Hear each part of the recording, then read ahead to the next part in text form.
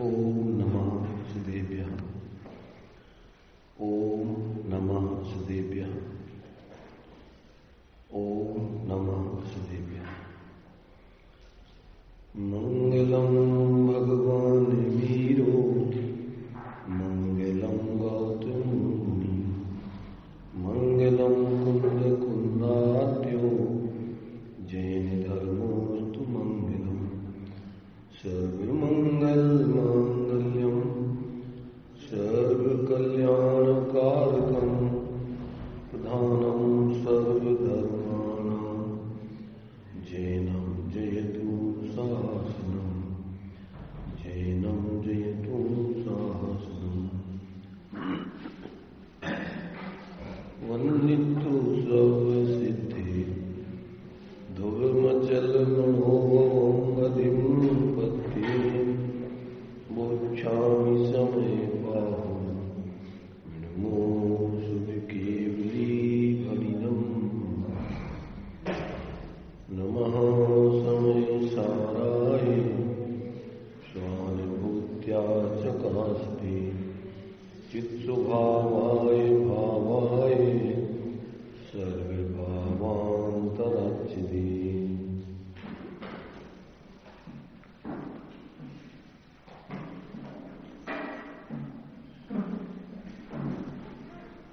समय सारणी ग्रंथ के माध्यम से कर्ता कर्माधिकार की 74वीं गाथा अपनी चल रही है। ज्ञान की और आश्रमों की निर्वृत्ति का काल, समकाल किस प्रकार से है, उस बात को इस गाथा में आचार्य देव ने स्पष्ट किया है। अनादिकाल से तो जीव संसार में ऐसी आश्रमों के साथ कर्म और शरीर और विकारी परिणाम ऐसे इन अशुद्ध दशा में चल रहा है। कर्म बंधन के कारण से इसकी ये संसारी दशा चल रही है। तो उसमें इसको अनादिकाल से अपने स्वरूप का और आश्रव आदि का भेद विज्ञान न होने से ये जीव क्या है, जिस प्रकार से जहाज भंवर में फंस जाए तो उसी में ही भटकती रहती है, गोते खाती रहती है। ऐसे ये जीव इस कर्मों के उदय के भावों की भंवर में फंस गया और उसी में जो है चतुर्गति के चक्कर खा रहा है।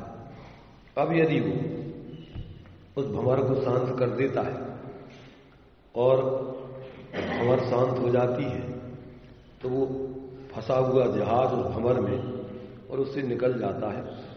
ऐसे जब ये जीव भेद विज्ञान करके अपने स्वरूप का अवलंबन करता है तो उसी समय से ये भंवर का इसका छूटना, शांत होना चालू हो जाता है, आश्रमों का अभाव चालू हो जाता है और तब से ये जीव जो है बंधन से मुक्त होता है और अपने वास्तविक स्वरूप को समझ करके क्रमशः सुखी होता है। इस बात को यहाँ पर आचार्य देव अनेक अनेक दृष्टांत आदि के माध्यम से समझा रहे हैं। तो यहाँ जीव, आश्रमों का और जीव का किस प्रकार से संबंध है उस बात को यहाँ पर स्पष्ट कर रहे हैं। आश्रव जीव के साथ निबद्ध हैं, आश्रव अध्रुव हैं, अनित्य हैं, असरण हैं, दुख रूप हैं और दुख के कारण हैं। दुखी जिनका फल है ऐसा उन दुखों के फल का कारण है, ऐसा जानकर जीव उनसे निवृत्त होता है। तो ये 5 दृष्टांत देकर के 6 प्रकार से इसमें सिद्धि की है। कर्मों से बंधा हुआ है और ये आश्रमों से बंधा हुआ है और ये आश्रव अध्रुव हैं, अनित्य हैं, असरण हैं, दुख रूप हैं और दुख के कारण हैं। ऐसे और अनित्य में कुछ अंतर, लगभग एक से शब्दों में प्रयोग करते हैं। कल हमने समझाया था, ध्यान नहीं देते हो, सोते रहते उस समय, और इसके बाद में फिर उसका अर्थ समझो। कल हमने इसका अंतर समझाया था, लोगों ने ध्यान नहीं दिया होगा। क्या समझाया था रघु जी?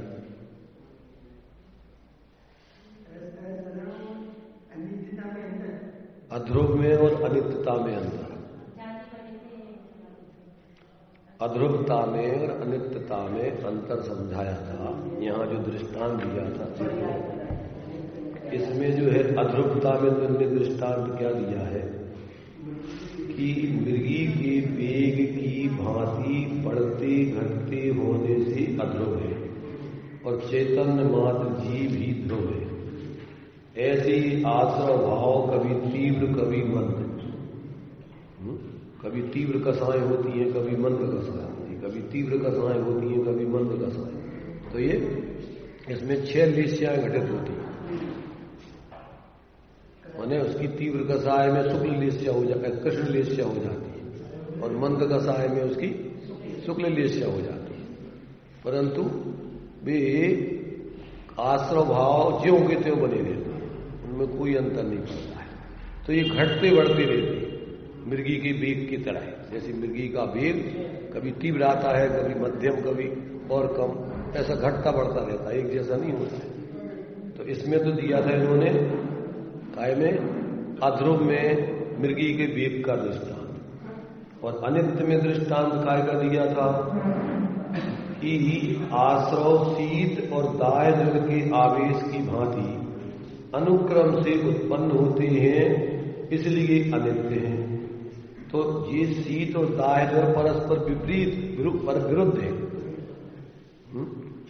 ऐसे ही अपने लिए अपन देखें तो ये कभी क्रोध, इनकी जाति बदलती रहती है, एक से नहीं रहती। कभी क्रोध होता है, कभी मान होता है, कभी माया होती है, कभी लोभ होता है, कभी हास, कभी अरति, कभी शोक, तो ये बदलते रहते हैं। इसलिए कैसे हैं? अनित्य है। अनित्यता में ये बदलते रहते हैं और अध्रुवता में घटते बढ़ते रहते हैं। क्रोध कभी तीव्र होता है, कभी मंद होता है, पर क्रोध से फिर मान होता है, माया होती है, लोभ होता है। तो जैसे इस ज्वर का स्वरूप बदल गया, जाति बदल गई उसकी, कि वो शीत था पहले, अब उष्ण हो गया, इसलिए वो अनित्य है। और आत्मा जो है चैतन्य स्वरूप ज्यों का त्यों रहता है, ध्रुव है, शाश्वत है। ऐसा जो है इसमें ये माने दोनों परस्पर एक जैसे लगते हैं। जैसे है ये पर्याय के दोनों रूप।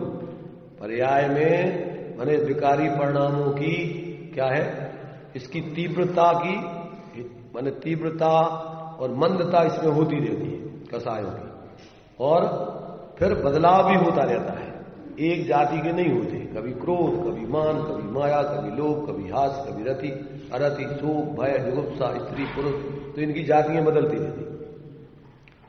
तो उनकी क्वांटिटी में ही ना दिखता होते रहना और उनकी क्वालिटी बदलती रहना। और वो पाप और पुण्य सामान्य से समझ में कम आते हैं। पुण्य पाप की इस दृष्टि से ये उसका स्पष्ट आता है। पुण्य पाप तो वही पुण्यहीनता, वही पुण्य जो है कसायों की तीव्रता मंदता ही बताते हैं। पुण्य किसे कहते हैं? कसायों की मंदता। तीव्र किसे कहते हैं? कसायों की तीव्र। पाप किसे कहते हैं? कसायों की तीव्रता। तो उसमें तो जाति का अंतर पड़ता है, पर इसमें क्वालिटी बदलना, मैंने इनकी क्वालिटी बदल के बताना है। तो उसके लिए इससे स्पष्ट होता है। ऐसे कभी क्रोध, कभी मान, कभी माया, कभी लोभ, कभी हास, कभी रति, अरति, शोक, भय, तो इसकी जाति बदल जाती है। ऐसे ही ये कभी ठंडा, कभी गर्म बुखार, तो ये बुखार की जाति बदल गई। बुखार में हीनाधिकता होते रहना अलग चीज है, और बुखार की जाति बदल जाना ये अलग चीज है। कैंसर सब कहलाते हैं, पर कैंसर एक तो तुम्हारे लिए एक जाति का कैंसर होता है, ब्लड कैंसर है। अब उसमें क्या हो गया? ब्रोन कैंसर हो गया, हड्डी का कैंसर, बोन कैंसर हो गया। तो ये उसकी जाति बदल गई। कैंसर उसका माने स्वरूप वही है। अब उसमें भी फिर किसी को तीव्र, जैसे मान लीजिए उसकी अभी फर्स्ट स्टेज पर है, फिर सेकंड स्टेज, फिर थर्ड स्टेज, फिर फोर्थ स्टेज, अब उसकी हीनाधिकता बढ़ गई। तो उसमें जाति बदलना अलग है और उसकी हीनाधिकता होना अलग है। कौन सी स्टेज वाला है? तो ये जो है ध्रुवता बताना है तो उसकी हीनादिकता बताना है, और उसकी जाति बदलना है तो उसकी अनित्यता बताना, माने वो बदलते रहते, एक रूप नहीं देते। ऐसे ये विकारी परिणाम हीनादिक होते हैं और ये इनकी जाति बदलती रहती है, कभी क्रोध। अपन देखते हैं कि अपन एक तो अपन को यहां पर बाहर का बहुत मोटा मोटा मान कसाय चल रही है, जैसे मान लीजिए अपन को मान कसाई गई है, अब उस मान कसाय की जाति बदल जाती है। अभी अपन संसार के पाप कार्यों में अपने को दम्भ बता रहे हैं, अपने आप को बड़ा शिष्ट कर रहे हैं। अब धर्म के क्षेत्र में आकर के अपन यहां प्रतिस्पर्धा करने लगे पदों की, वृत्तोपास की, ये क्या बदल गई उसकी, उस मान कसाय वही चल रही है।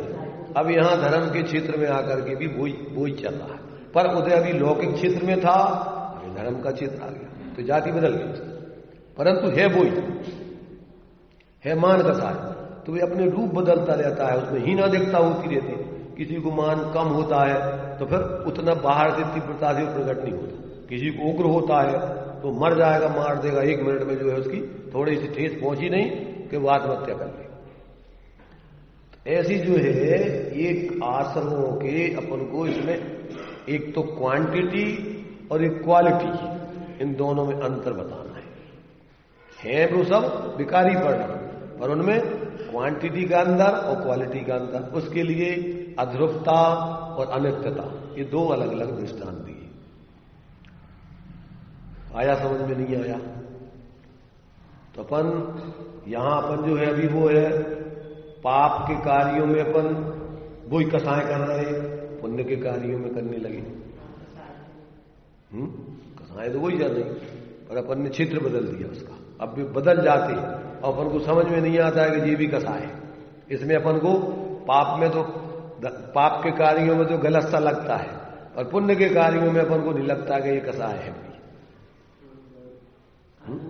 मंद कसाय के कार्यों में, व्यवहार धर्म के कार्यों में अपन को नहीं लगता कि ये भी वास्तव में आत्मा का स्वभाव नहीं है, ये भी कसाय के रूप है। तो ये जब तक व्यक्ति को माने उधर अपन प्रतिस्पर्धा कर रहे हैं, इधर मंदिर मूर्तियों की प्रतिस्पर्धा करने लग गए, हमारा मंदिर बड़ा दिखना चाहिए, हमारी मूर्ति बड़ी होनी चाहिए, ये क्या है? धर्म। तो ये रूप बदल गए कसाय के। अब इसमें लोगों को नहीं लगता कि ये कसाय चल रही है, ये कसायों की प्रतिस्पर्धा है, इसमें धर्म मरम कुछ नहीं। बड़ा विद्वान बुलाना है हमारे, इनका छोटा विद्वान आया, हमारे बड़ा विद्वान आना चाहिए, भीड़ इकट्ठी ज्यादा होनी चाहिए। कौन सा धर्म है?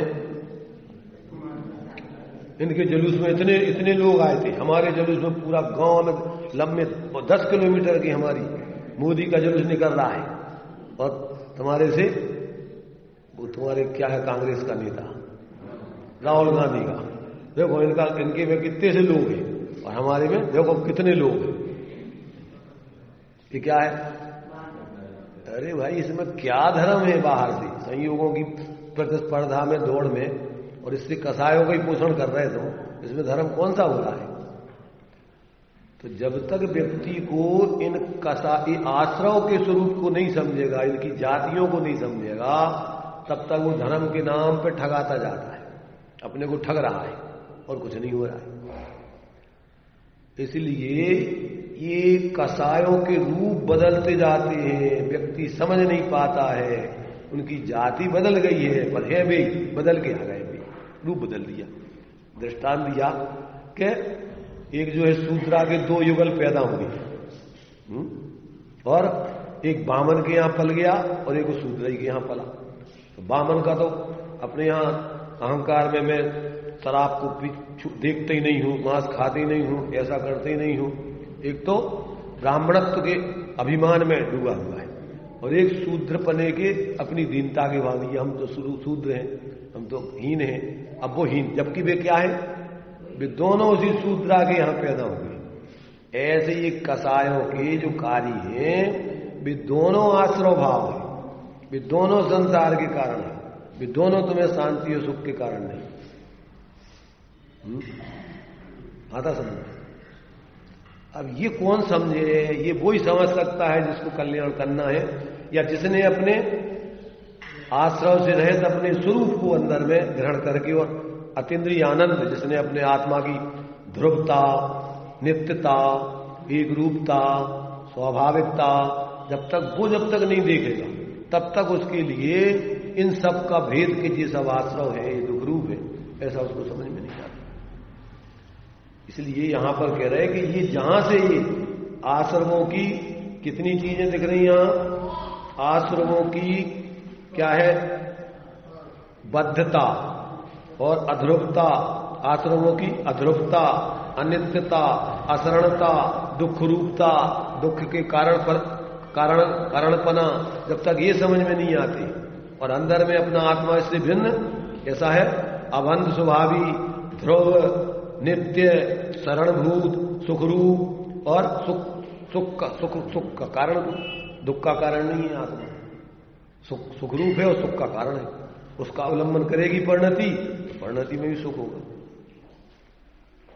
तो जब तक ये ज्ञान में नहीं आता जीवों के, तब तक वो भ्रमित रहते हैं, बाहर में इधर उधर भटकते रहते हैं धर्म के नाम पर, जबकि धर्म तो अपने स्वभाव है आत्मा का, और वो स्वभाव बाहर से नहीं आता, वो आत्मा का त्रैकालिक स्वभाव है।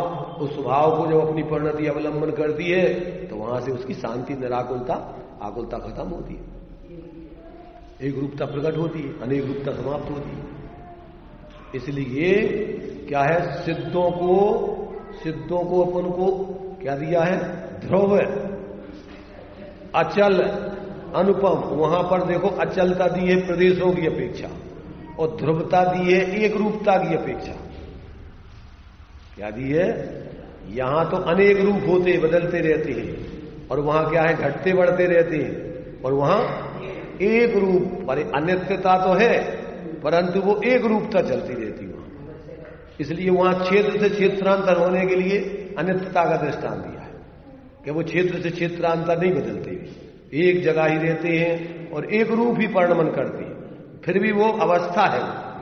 तो उस अवस्था को भी एक रूप और स्थिर रूप होने के कारण उसको अपन ने नित्य कहा, ध्रुव कहा, अचल कहा।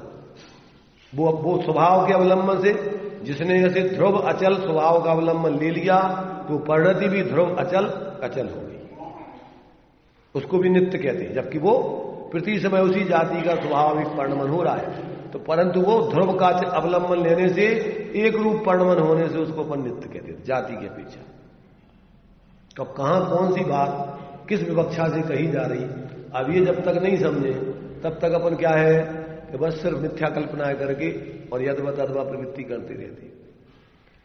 तो यहां अपन को ये 6 तरीके से आश्रमों को बताकर और आत्मा का स्वरूप इन 6 से रहित बताया है। और फिर जब अपन देखो, यहां तक अपन ने कल पढ़ा था, टीका पढ़ रहे हैं, यहां तक अपन आ गए थे। देखो इस टीका को हम एक बार फिर से दोहरा करके जहां तक आए थे वहां 5 वाक्यों के अपन ने विश्लेषण किया था। मैं यह प्रत्यक्ष अखंड अनंत नहीं, इस पाठ 73 में पहुंचे। ठीक है, वृक्ष और लाख की भांति बद्ध घातक स्वभावपना होने से आश्रव जीव के साथ बंधे हुए, ये जीव नहीं है, ये जीव के साथ बंधे हुए, किंतु अविरुद्ध स्वभावत्व का अभाव होने से वे जीव नहीं है। लाख के निमित्त से पीपल आदि वृक्ष का नाश होता है, लाख घातक है और वृक्ष बद्ध है, घात होने योग्य है।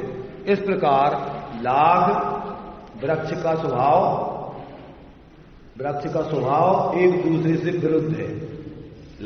वृक्ष का स्वभाव और लाख का स्वभाव, लाख देते ना वो लाल लाल से उसमें घुन लग जाता है वो पेड़ों में, उससे पेड़ क्या है, सड़ता जाता है, खत्म हो जाता है। तो यहां पर ऐसे आत्मा का अपने स्वभाव पर अपना जब परिणति अपने स्वभाव का अवलंबन नहीं लेके पर का अवलंबन लेती है तो लाख के समान ये बेकारी परिणाम है, और ये अपने आत्मा के पर्याय के स्वभाव को घात करते हैं, शांति बर्बाद करते हैं, और निरंकारीपना, शांतपना, अपना स्वाभाविकपना, निर्माणता का घात करते हैं। मानी व्यक्ति कठोर हो जाता है, वो किसी की दया नहीं देखता है, अपनी दया नहीं देखता है, दूसरों की दया क्या देखे, अपनी आत्मा में कसाय करके आकुलता पैदा कर रहा है। तो ये विरुद्ध है। इसलिए माने विरुद्ध स्वभाव है आत्मा का और ये विकारी परिणाम होगा। इसलिए लाख वृक्ष के साथ मात्र बंधी हुई ही है, लाख स्वयं वृक्ष नहीं है।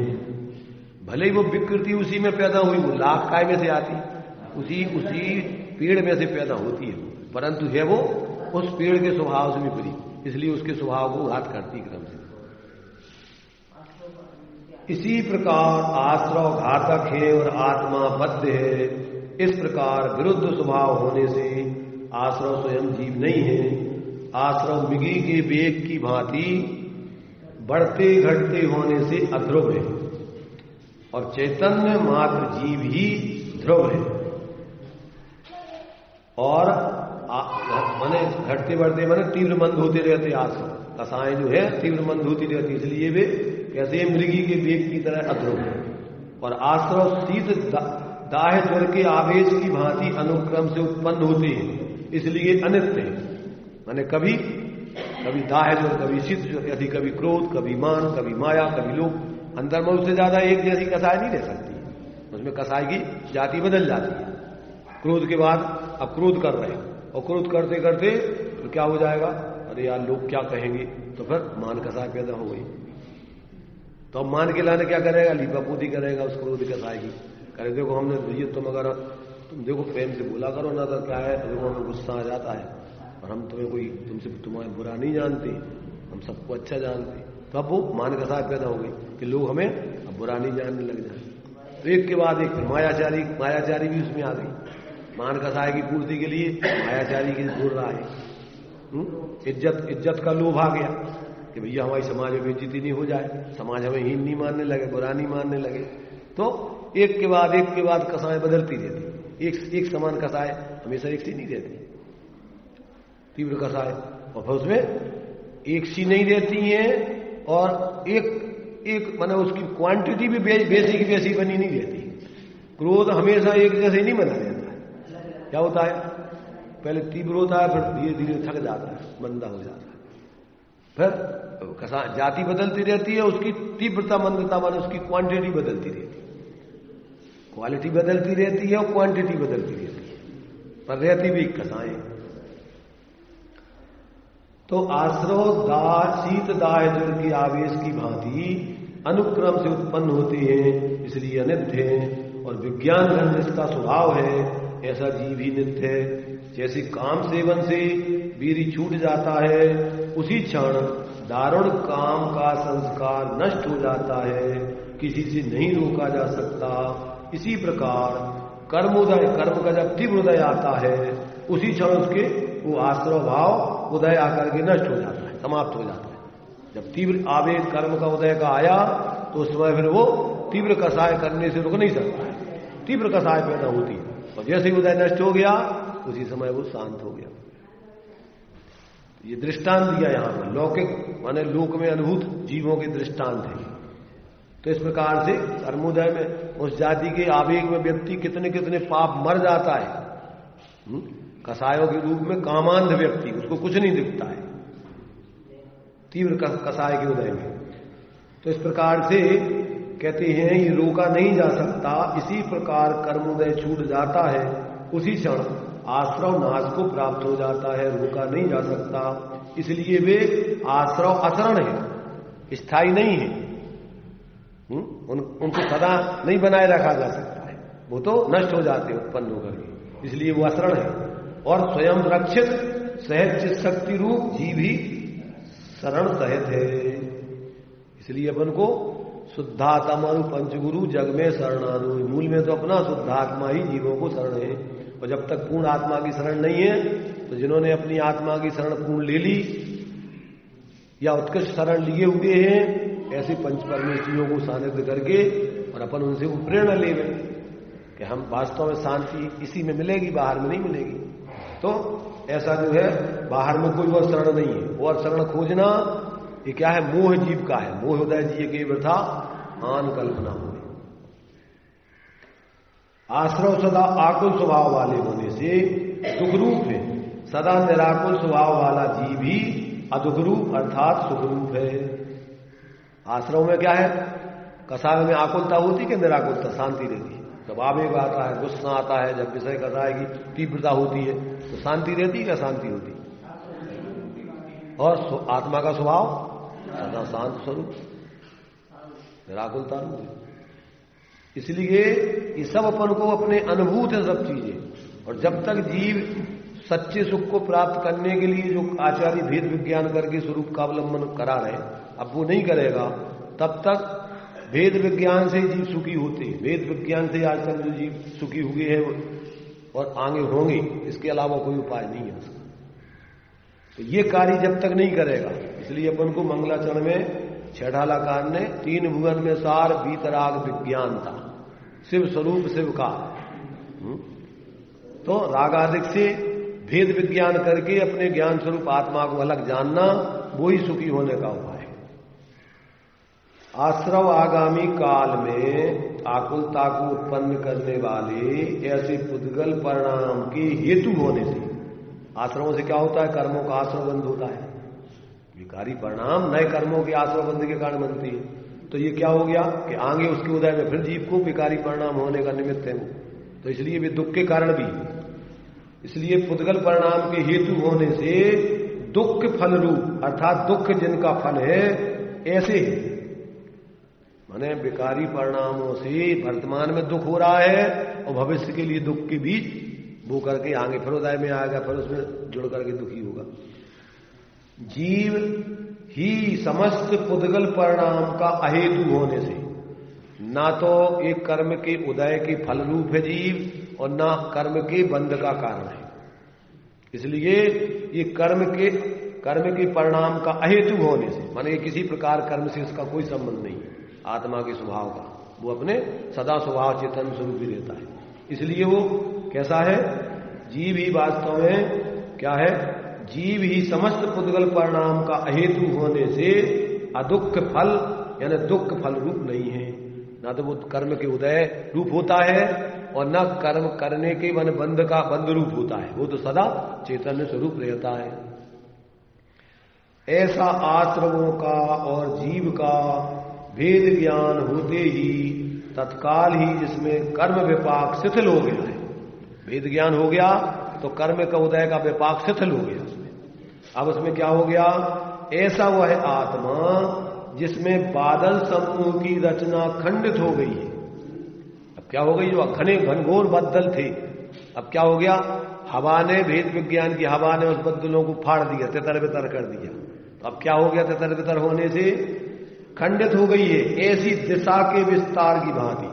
तो जो है बिल्कुल साफ आकाश, स्वच्छ आकाश दिखने लगा बदलों से, माने रहित, ऐसा अमर्यादित आकाश, स्वच्छ पूरा अमर्यादित बादलों से रहित। ऐसे ही अपना आत्मा कैसा है? अमर्यादित आत्मा। ऐसा वह आत्मा जिसमें बादल समूह की रचना खंडित हो गई है, यानी कर्मों का क्या हो गया? भेद विज्ञान करने से खंडित हो गए हैं, क्षयोप समाधि हो गया है, हो गई ऐसी दिशा के विस्तार की भांति अमर्याद जिसका विस्तार है, ऐसे सहज रूप से विकास को प्राप्त वो अपनी आत्मा अब अंदर अपने ज्ञान में अंदर प्रकट हो गई है। माने बदल कर्मों का उदय आदि का अभाव होने से अब आत्मा अपना स्वभाव अनादि अनंत अमर्याद स्वभाव दिखाई देने लगा है। विकास को प्राप्त किस शक्ति से ज्यों अब इसमें देखो, अब इसमें विशेषता बता रहे।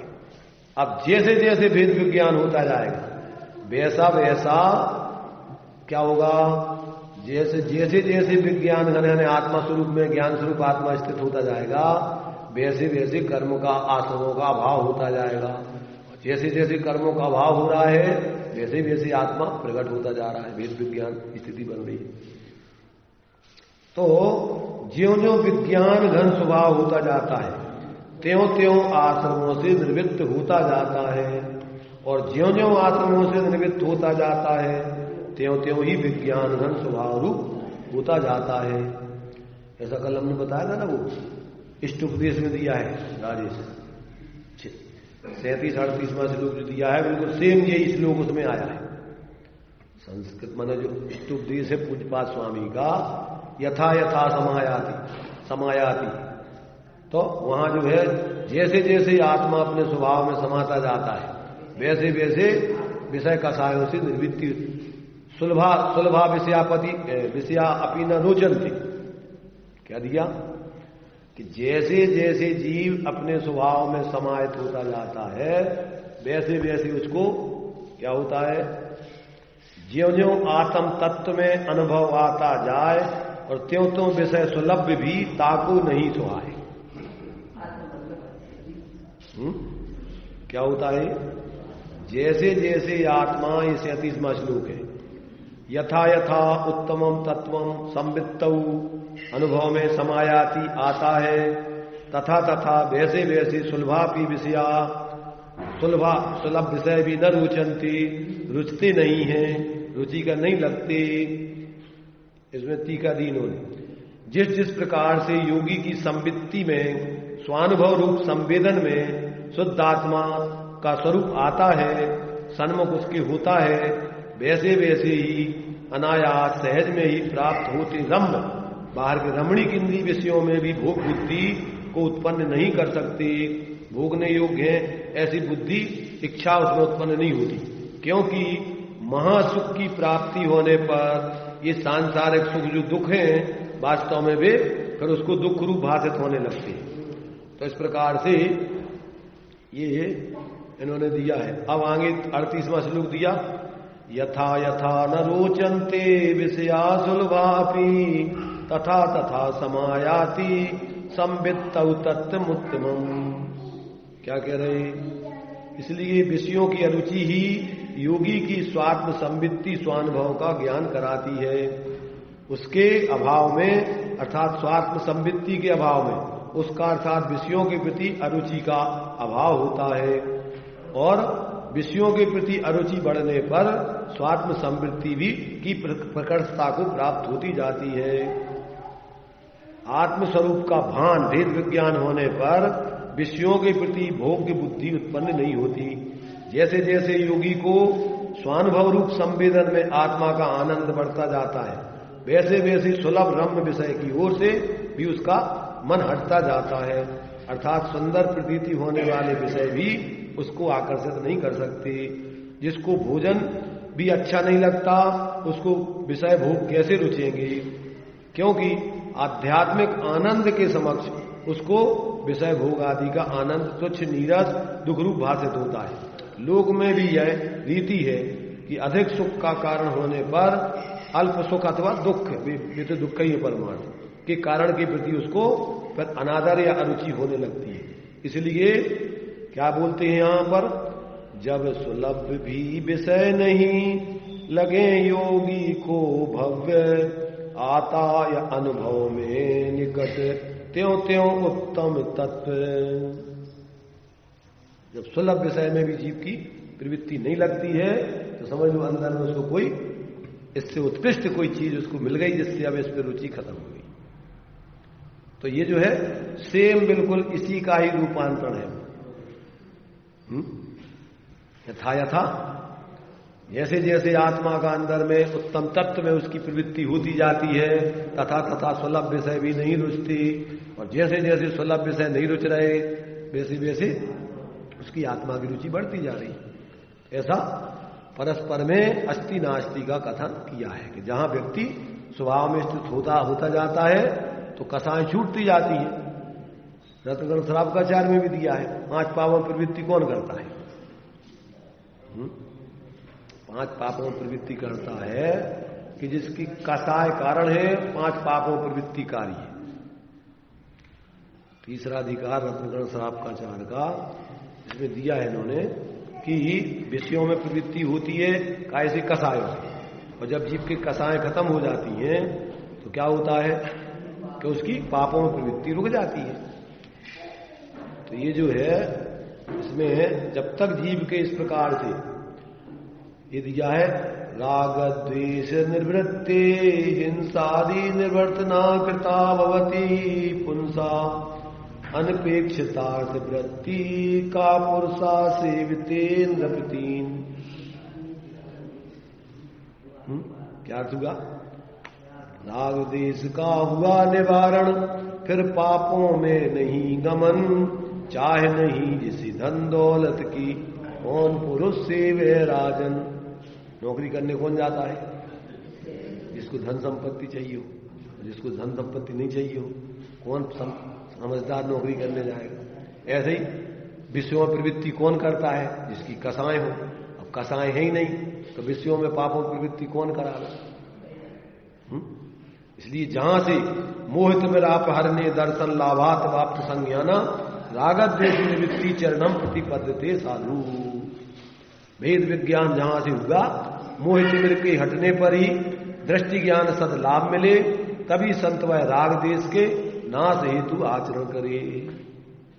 सभी ग्रंथों में आचार्यों ने एक मत से इन बातों को स्पष्ट किया है। अब चाहे कोई रत्नगण श्राप का आचार पढ़ो, चाहे इष्टोपदेश पढ़ो, कुछ भी, चाहे द्रव्य संग्रह पढ़ो। अब जिस सब समय देखो समय सार सबसे पहले का ग्रंथ है और इसे बाद की है, तो वास्तव में तो इसमें से ही उन्होंने अपने अपने हिसाब से अपनी भाषा में लिखा है। जैसे भगवान मूल में उपदेश दाता सर्वज्ञ और बाद में फिर गणधर आदि उसी के आधार से फिर वो सारी चीजों का निरूपण अपनी अपनी भाषा में करते। इसके अलावा और क्या करें। तो जब तक व्यक्ति निष्पक्ष होकर के ईमानदारी से आत्मकल्याण के उद्देश्य से शास्त्रों का स्वाध्याय नहीं करता, पक्षपात पूर्ण अपने मनमाने तरीके से अर्थ निकालता है, क्योंकि शब्द भूलते नहीं है। अयम अर्था नायम अर्था इति शब्दा वदंती ना। शब्दों के अर्थ कौन निकालता है? व्यक्ति खुद निकालता है। शब्द नहीं बोलते हैं कि मेरा यहां ये अर्थ है, ये अर्थ नहीं। तुम्हें समझना पड़ेगा कौन सा प्रकरण चल रहा है। सेंधव आनय संस्कृत का वाक्य है। सेंधव, सेंधव एक शब्द है। तो व्यक्ति कहीं कोई क्या है, भोजन पे बैठा है और उसने कहा सेंधव आनय। नौकर जाकर के घोड़ा ले आया। घोड़ा सेंधव का अर्थ घोड़ा भी होता है और सेंधव का अर्थ नमक भी होता है। बोलते सेंधा नमक। अब वो कहां कौन से प्रकरण में भोजन की थाली पे बैठा है और कि भैया सेंधव आना है, सेंधव लाओ, तो वो उधर घोड़ा लेके आ गया। तो उसका अर्थ तो वहां क्या है कि भैया यहां नमक चाहिए, यहां घोड़ा नहीं चाहिए। और जो लड़ाई के मैदान पे यात्रा पे जा रहा हो और खड़ा हो तैयार कि सेंधव आना हो, वहां नमक लेके आ जा। तो कहां कौन सा प्रकरण है? जहां पूजा पाठ चल रहा हो वहां तो अपन क्या है, भगवान का नाम लो, भगवान का स्वरूप समझो, अच्छा माना जाएगा। समझा है ना? वहां जो है अच्छा माना जाएगा। और जहां शादी हो रही हो, अरहंत नाम सत्य है, राम नाम सत्य है। भाई जब कोई मरा जाता है तब भी अपन भगवान का नाम लेते हैं कि भैया देखो सब बेकार है, संसार असार है, एकमात्र धर्म ही सारभूत है। तो वहां तो इसलिए ले रहे सबको, मराए को सुनाने के लिए नहीं। किन के लिए? वे तो चले गए। किन के लिए? कि देखो कोई साथ में नहीं जाना, ये शरीर से ही पड़ा रहेगा, एकमात्र धर्म साथ में जाएगा। धन समाज गजबाज राज तो काज ना आवे और ज्ञान आपको रूप वही फिर अचल रहा। अब जिसको अभी राग रंग सुहारा हो और वहां के राम नाम सत्य है, तो क्या होगा उसका?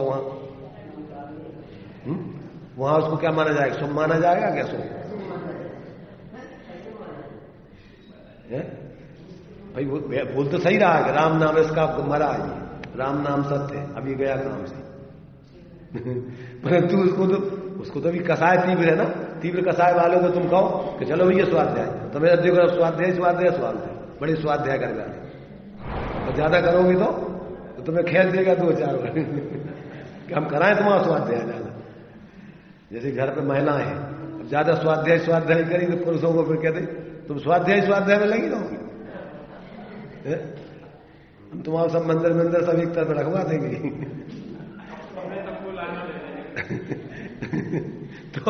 तो उस समय जो है, उस समय अपन को उनके सामने कोई कुछ भी धर्म की चर्चा नहीं करो। भैया शांत हो, ठीक है, मत जा तुम स्वाध्याय, तुम्हें जो करना करो भैया, हम कुछ नहीं करें तुमसे। पर अपन भी अब उनके सामने ज्यादा नहीं करो, अपने हिसाब से भैया अब इनके संग रहने, तो अपन तरीके से जिसमें इनकी कसाय पैदा भी नहीं हो और अपन अपना काम भी नहीं छोड़े। ये सारी बातें विवेक पूर्वक कहां कौन सी बात किस समय कहां उचित है कहां अनुचित है, तो अब भी विवेक नहीं हुए तो क्या होगा? आज झगड़े का कारण क्या है? आज झगड़ा जो चल रहा है, अब जिनके लाने हमें राग रंग सुहारा है, और वहां तुम यहाँ स्वरूप की बातें करो, तत्व की बातें करो, तो उते तो उनके लाने धर्म के नाम पे लौकिक प्रयोजन ही साधना है, पैसा इकट्ठे करना है। अब तुम उसे कहो तत्व की बात है, तुम देखो जब आत्मा ही आत्मा उते बोली लग रही है तो तुम आत्मा देख, तुम आत्मा करने लगो भाई, क्योंकि हम तुम्हारे आत्मा को एक तरफ कर दें भाई। अब जैसे तत्व की बात है, कोई से ऐसी तीव्र कसाई अज्ञानी जीवों से कहो ना, हमारे देख हथे एक दादाजी महातीव्र विरोधी धर्म के, तो इनको जो है जी आत्मा आत्मा करते ना कि आत्मा खाता नहीं पीता नहीं, इसकी कुछ सुख नहीं होता दुख नहीं होता, इनको पकड़ के इतनी मान लगाई जाए डंडा उठा के तो इनकी समझ में आ गई आत्मा खाती नहीं दुखी नहीं होती कि पीती नहीं। कभी कभी तीव्र कसाय और लोग भी बोल देते हैं धर्म के क्षेत्र में, आत्मा खाता नहीं पीता नहीं, तुम्हारे बाप खा जाते कुंडलों से मार कौन खा जाते। तो अब उनको कौन समझाएगा, आत्मा खाता होता तो इतना हो जाता मधुला को कितने कुंडल खा गया तो वजन कितने का हो, अगर खाता है आत्मा तो कहांगा वो खाओगा ना, बढ़ने चाहिए ना। अब तुम कुतर कौन समझाए, अरे भाई आत्मा खाने का भाव तो कर रहा है बेकारी, परंतु आत्मा को घुस जाएंगे चीज अजीब जीव में चली जाएंगी, तो बात तो वो समझना है कहाँ की चीज कहाँ लगा रहे तुम, तो बेचारे भूले जीवों, हाँ सही बात है रोज यहाँ पर तो खा रहे और ये कह रहे आत्मा खाती नहीं है, अरे साले तो बदमाश लोग हैं साहब, लोगों को भ्रष्ट कर रहे हैं।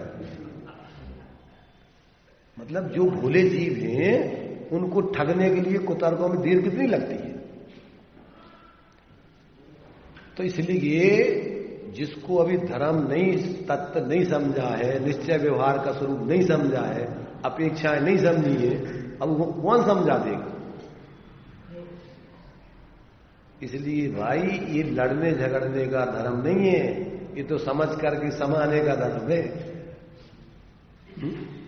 ये निश्चय व्यवहार विवक्षाएं समझ के और फिर अपना प्रयोजन साधने के लिए कौन सी बात को मुख्य करना कौन सी को गौण करना इसके लिए है। और जब तक इसको नहीं समझे तब तक आज तक लड़ाई झगड़े के अलावा किया क्या है, अपने को श्रेष्ठ दूसरे को नीचा बताना, हर क्षेत्र में, लौकिक क्षेत्र हो, घर में भी यही है, काय की लड़ाई, प्रतिष्ठा की लड़ाई, हम बड़े और तुम छोटे, आपस में झगड़ा काय का, पति पत्नी में होता हो, चाहे भाई भाई में होता हो, चाहे बाप बेटा में होता हो, काय का झगड़ा है बताओ, प्रेस्टीज के झगड़ा है ना, हम विशेष है, हमारी चलन दो। और अगर तत्व ज्ञान हो, वेद विज्ञान हो, घर घर चर्चा रहे धर्म की, तो दुष्कृत दुष्कर गलत काम हो सकते थे, आपस में लड़ाई झगड़े हो सकते थे।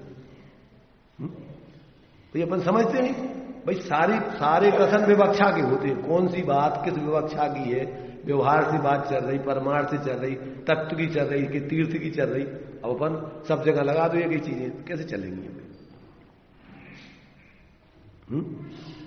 आता समझ अपन को कुछ विरोध दिख रहा, वस्तु स्वरूप यहाँ आचार्य समझा रहे, सब विवक्षाएं समझा रहे कि क्या व्यवहार की बात है, कौन सा व्यवहार के अनेक भेद है, उनमें से कौन सी व्यवहार की बात चल रही, और निश्चय में भी अब निश्चय में भी कई प्रकार के भेद है, अशुद्ध निश्चय, एक देश शुद्ध निश्चय है, शुद्ध निश्चय, परम शुद्ध निश्चय, अब कौन से निश्चय की बात चल रही।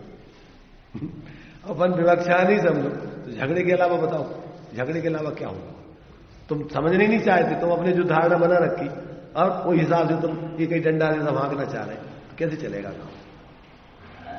इसलिए धर्म के क्षेत्र में लड़ाई झगड़े का काम तो किसी हालत में है ही नहीं, यहां तो समझ करके सम्यक प्रकार से जीवन जीने का काम है, आनंद में।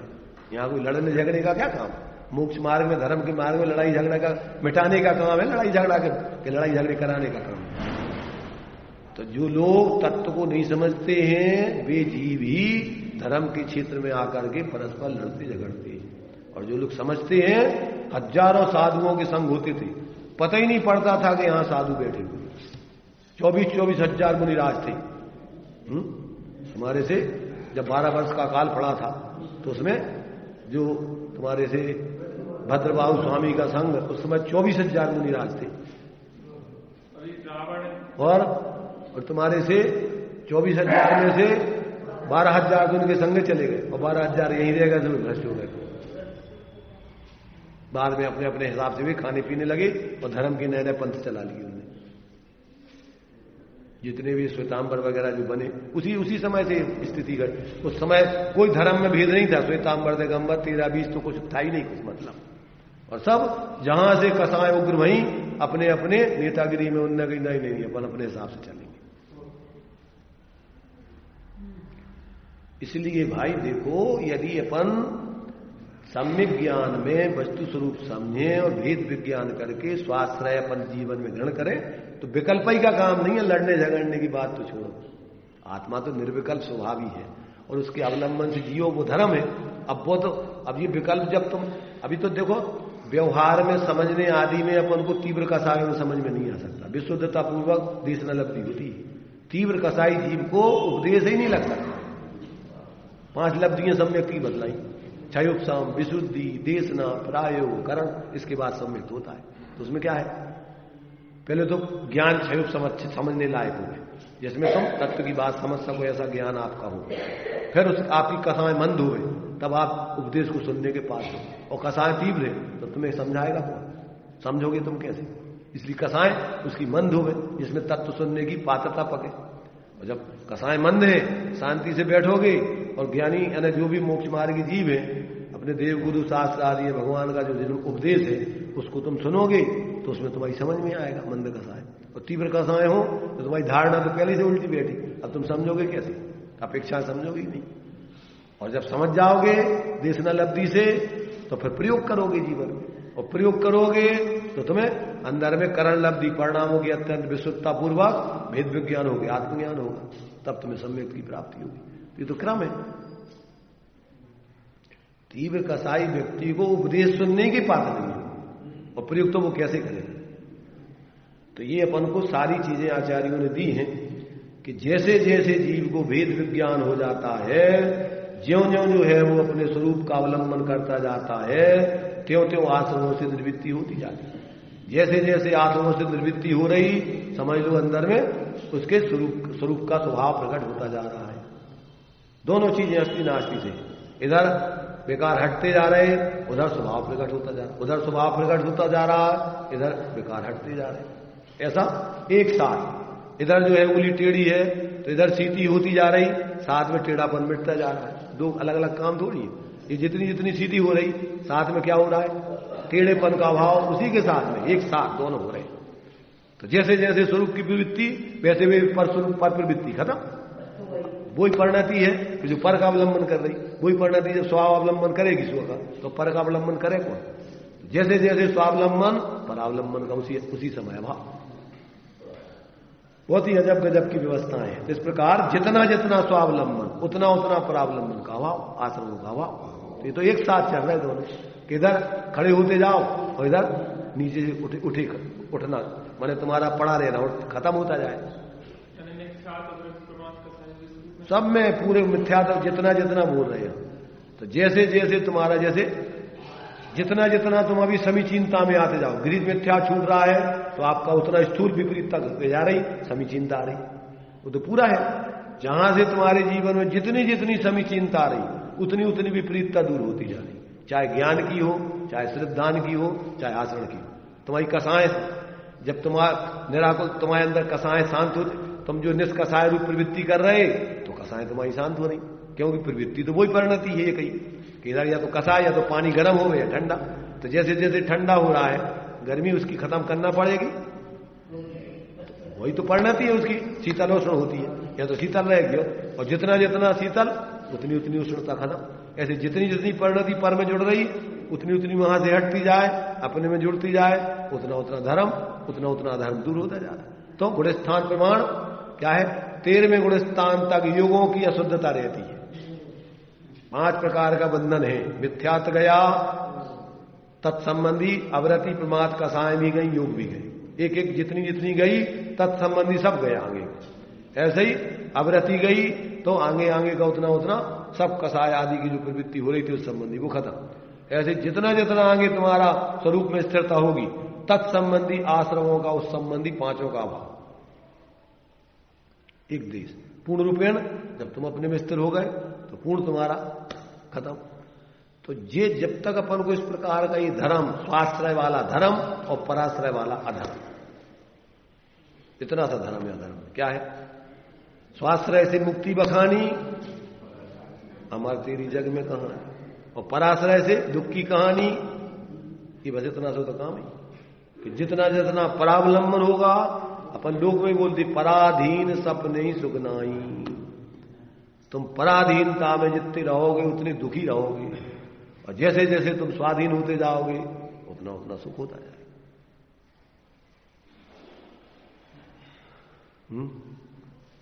दिमाग में अपने अब यही चल रहा है कि और कुछ चल रहा है? क्योंकि अपन लौकिकता से व्यवहार से बंधे रहते ना कि भैया अब टाइम होगा। अब टाइम तो अपना वास्तव में कछु है ही नहीं है, कछु अपनी कल्पना है टाइम।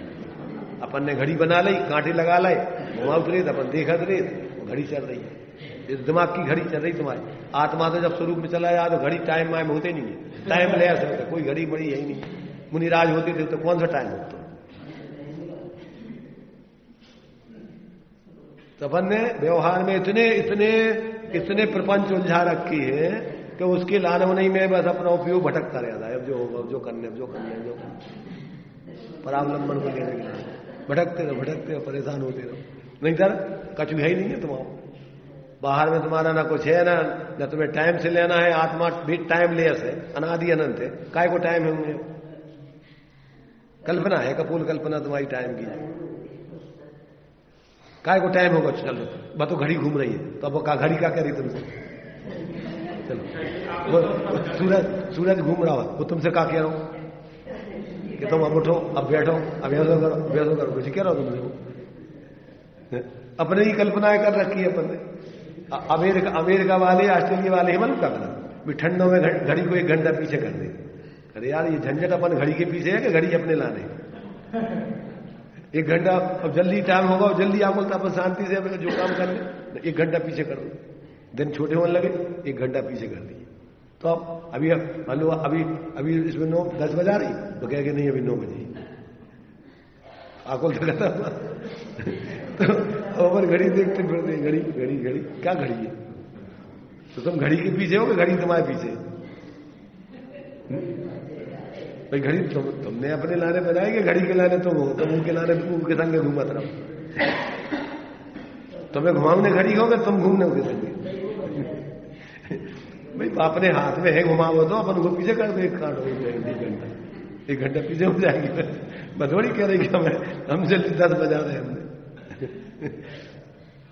इसलिए अपन को थोड़ा तात्विक दृष्टि से अपन जिए ना, अपन की बाहर की जो आकुलता अपन करते रहते ना, कल्पनाएं मिलते, ये सब कल्पनाएं खत्म हो जाएंगी, आनंद में जिएंगे अपन। बच्चे हैं तो बच्चों को कोई समस्या नहीं है, उन्होंने जब खेल ले तो खेल ले, जब नहाने जब नहाने, जब खाने जब खाने, उनको कोई टाइम नहीं है। रात में जगते हैं, दिन में सोते हैं। अब रात में जगते सोते में एक अलग चीज है, परंतु वे किसी ऐसी तुम्हारे इनके मोहताज नहीं है, तुम्हारे बंदे बदाए रूढ़ियों की। वे तो अपने आराम से शांति में जीना चाहते, उनकी शांति में जो बाधा होती है वे नहीं करना चाहते, नहीं करना, नहीं नहाना। ठंड लग रही है मैं तुम जबरदस्ती, अभी तो मुर्दा को तुम नहला रहे, तुम जाए नहाते क्या? और हमारे ठंड लग रही तुम जबरदस्ती पानी डाल रहे। इसलिए ये सब चीजें क्या है, व्यवहार में अपन ने जो कल्पनाएं कर रखी हैं, जी अपन को तत्व ज्ञान नहीं होने से यही अपन को संसार का कारण, व्यवहारी से संसारी, व्यवहार से अतीत हो गया। अब मुनिराज को कौन सा व्यवहार है? ना तो धंधे का है, ना पानी का है, ना नहाने का है, ना धोने का है, ना कुछ नहीं। मस्ती में जीना है, मस्ती में है तो ना उनको खाना है, खड़े है तो खड़े हो गए, बाहुबली खड़े हैं, अब काय को टाइम होगा उनको? आहारों को टाइम होगा? अरे शांति से जी रहे हैं, उसको काय को आहार, काय को विहार। तो जब तक अपन को अंदर से वास्तविकता का बोध नहीं होता तो अपन ये सब इनमें उलझे रहते, जिंदगी पूरी बर्बाद आकुलता हो, मर के भी संस्कार लेके फिर आगे चले जाते, और फिर घड़ी उतर फिर चलन लगी दूसरी, फिर उस पर्याय की घड़ी अपन ने फिर नहीं चालू। इसलिए भाई थोड़ा समझो, इस मर्म को थोड़ा अंदर में जीने का प्रयत्न करो, तो अपन को थोड़ी अपनी यथार्थता का आज तक जो अपन ने नहीं समझी, नहीं जिए और परेशान है रात दिन, उस परेशानी को मिटाने का उपाय आचार्य अपन को बता रहे हैं। चलिए।